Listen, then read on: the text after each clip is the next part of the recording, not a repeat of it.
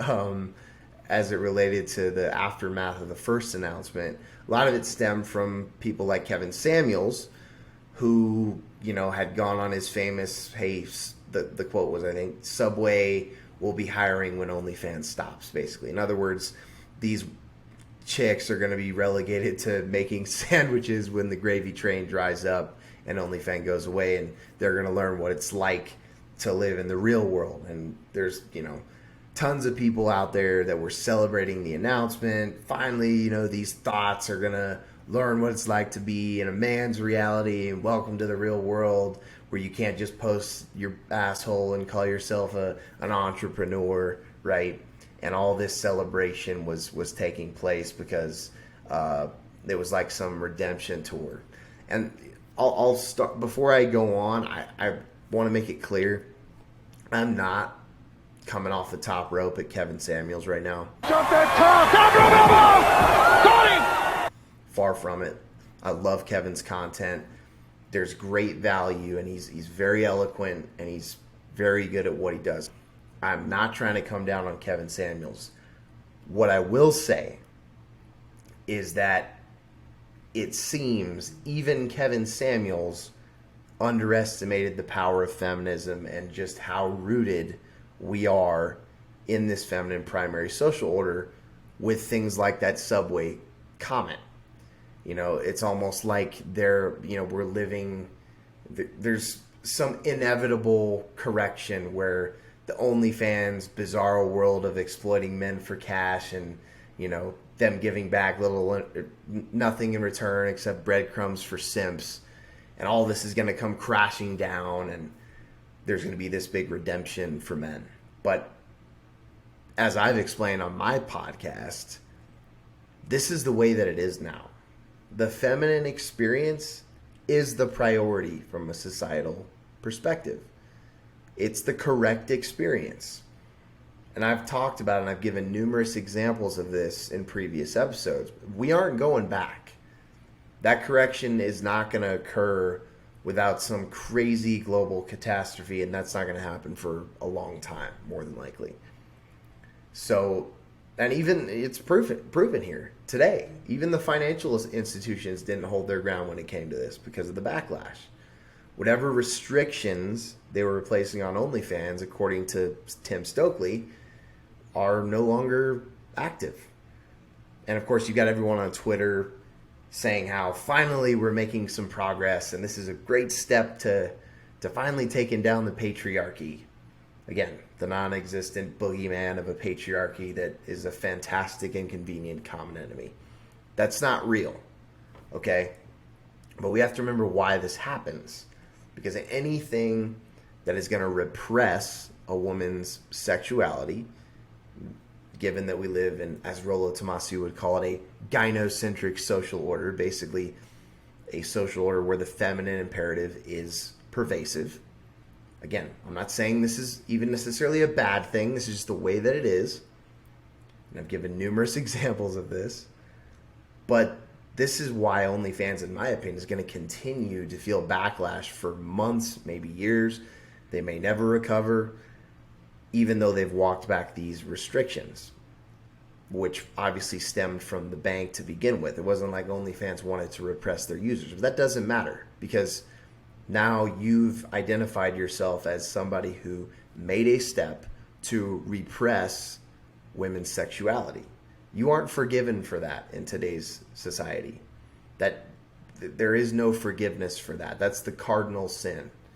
And you've already seen it. A bunch of people are leaving the platform. Other platforms are stepping up. There's money to be made here. Not in the millions, the billions. The thirst of men today is a highly profitable venture. People are capitalizing, And in some sense, good on them, I guess. But to all these dudes who loudly celebrated that, all these women are going to have to wake up and apply to Subway. Ha ha, welcome to the world of reality, you hoes, whatever. Here's what I'll say to you. Wake the fuck up, okay? You just took a huge L, and I hope it smacks you in the face. You need to wake up to the fact that this is the world we live in. If you really feel that way, and you really have all this pent up rage about not getting a fair shake, and you know how you're mad about that these thoughts can go on OnlyFans and make all this cash for nothing, basically, then you have no one to blame but yourself, because you've believed the lies that you, the regular ass dude, should be entitled to something you were sold because you grew up watching Jim, the guy, you know, from The Office, simp his way into Pam's pants over 8 seasons of the show. And you thought that you could, you know, oh, I'm sure that'll happen to me one day. I'll be next to the cute secretary and I'll just be nice and, you know, I'll just be me and it'll all work out. It's a crock of shit, okay? And you bought it. So now you get to pay the price. Either literally you can bust out your credit card and pay for an OnlyFans chick to give you the illusion that you have some, you know, connection with a attractive woman, or you can make an adjustment and figure it out. But the game is lost, okay? Men are down bad. It's worse out here even than I thought, especially in places like LA, Miami. It's bad, man. And the only way you guys get to level the playing field or play by the same rules is when you're at the top of the mountain. Because we have inflated and devalued male attention to levels that no one has ever seen before. Not even close. You think Biden's economic inflation is bad and the devaluation of the American dollar? Will you shut up, man? Listen, who is on... Look at the devaluation of male attention, okay? And I want to do a whole episode on this at some point, but never in the history of the world has a man's attention been less valuable to a woman. It's not even close. It's sickening. With the onset of things like OnlyFans and social media in general, really, that might as well be the Federal Reserve just printing trillions of dollars. For those who don't understand how inflation works, let me paint you a little picture, tell you a little story. Let's take Mr. Line Factory Samsonite suitcase manufacturer worker from the 40s who drives his company car. He's got a nice little house, a nice wife who takes care of the kids and has dinner ready for him when he gets home. He gets his pension. He rides off into the sunset. He lives a nice, happy life with grandkids and all that. Those days are done, okay? Women make their own money now. And society pumps their heads full of Cardi B and all this other bullshit. You know, don't cook, don't clean, still got a ring. This is the reality that we live in today. And meanwhile, every somewhat decent looking girl on Instagram has a DM box flooded with offers. Dude's trying to fly her out, take her out. One picture of her ass is littered with likes and comments. It's validation on demand. And you think she notices you? Mr. Average Joe, who doesn't like going to the gym or working hard to create something in his life because someone should just love me for who I am. Because I saw it in The Office with Jim and Pam or some Disney movie or wherever the fuck you got that. Just be a nice, you know, just a nice regular guy. Just be yourself. And it'll be there waiting for you. Okay? If you believe that, then it's on you. And trust me, I'm no saint. I believed it. But you live and you learn. And you listen to content. You wake up. Okay? That's what the Macho Mecca podcast is all about. But suddenly, there's this massive uptick in supply of male attention, literally flooding in from everywhere. And all of a sudden, your $50,000 a year that average Joe Schmo isn't worth what it used to be. This is how inflation works. The devaluation of the dollar. $50,000 doesn't buy you what it used to buy you. It's worth less. He can no longer buy that nice little home with the white picket fence and the golden retriever and the nice cute wife and the 3 kids. Here's the problem. There's no handout pay raises for average Joe Schmo. You get to choke it down. There's no participation trophy for you. You get left behind. This is how men are treated. It's a meritocracy. We rise to the top based on our merits. There are no apologies or social conventions built for you that are going to bail you out and give you this prize at the end. So what happens to Joe Schmo? His $50,000 isn't worth as much. He feels like he's been sold a lie. He gets mad. The game is rigged against him, right? The rules he thought he was playing by and the payout, it's not real. So you have one of two choices. You can listen to my words, heed the words of the Macho Mecca podcast or Kevin Samuels or wherever you find it, and you can make yourself better, or you can join a MGTOW or a Black Pill forum and vent about how women are materialistic and they'll only bang Chad, steroid Chad, who had everything given to him. I might as well check out. It's your call. Those are your choices. And a lot of men are choosing the latter. So stop celebrating like an idiot when this stuff happens. Wake up. The game is lost. The feminine imperative is the pervasive one now, okay? Which is why things like this podcast are so important. There's not going to be any retribution. The OnlyFans creators are going to hoe all they want, and they'll be empowered to do so. There is no turning back, okay?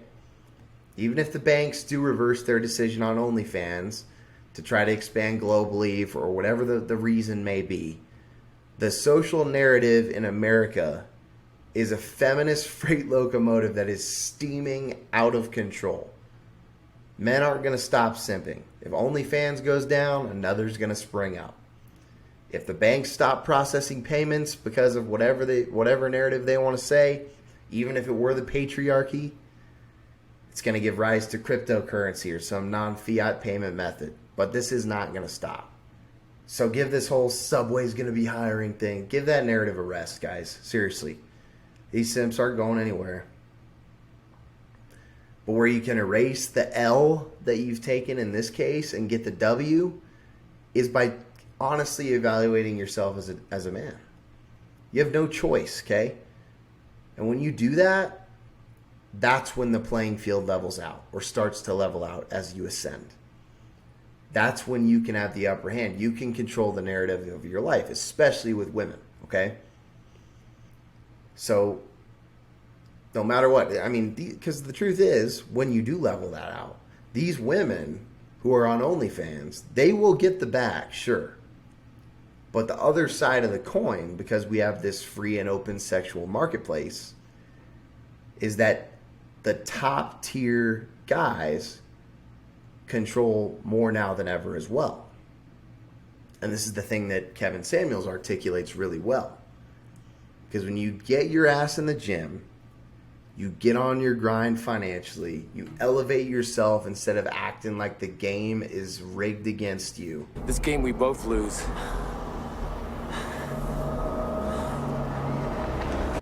Don't be one of these idiot black pill clapping seals talking about applications at Subway for OnlyFans chicks and looking for some patriarchy win that doesn't exist anymore, okay? Take control of your own damn life.